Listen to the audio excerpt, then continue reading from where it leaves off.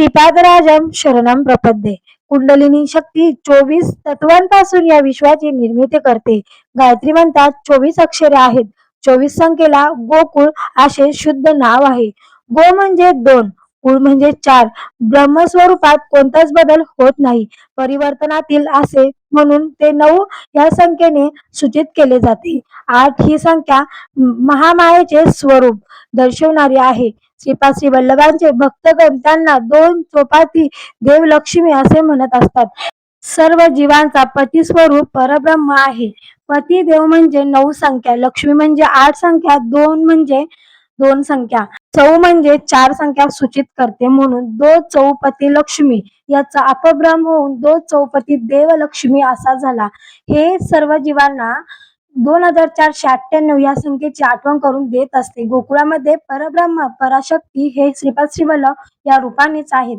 श्री कृष्ण परमात्मा हे श्रीपाद श्री वल्लभच आहेत. गायत्री मंत्राचे स्वरूप त्यांच्या निर्गुण पादुके समान आहे. स्वामी पुढे म्हणाले, बाबा शंकरा, स्थूल मानव शरीरात 12 प्रकारचे भेद आहेत. सर्वांना अनुभवास आलेल्या स्थूल शरीर सूर्याच्या प्रभावात आलेले आहेत. श्रीपाद श्री वल्लभ पिटिकापुरम येथे मानव शरीराने अवतार घेण्यापूर्वी सुमारे 108 वर्ष या प्रदेशात आले होते. त्यांनी माझ्यावर अनुग्रह केला होता. सध्या ज्या रूपात ते खुरवपुरी क्षेत्रात आहेत त्याच रूपात तेव्हा ते तेथे आले होते.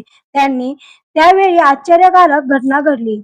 हिमालयातील काही महायोगी बद्रिकेदार तीर्थ क्षेत्रातील बद्री नारायणाची ब्रह्मकमळे अर्पण करून पूजा करीत होते. ते बद्री नारायणाच्या चरणी वाहिलेली ब्रह्मकमळे श्रीपाद श्री वल्लभांच्या चरणावर येऊन पडत. हे दृश्य आम्ही स्वतः नेत्रांनी पाहिले. पळणीस्वामींच्या त्या दिव्य वक्तव्याने मी आधी भारावून गेलो. अंगी रोमांचक उठू लागली. मी त्यांना विचारले, ब्रह्मकमळ म्हणजे काय?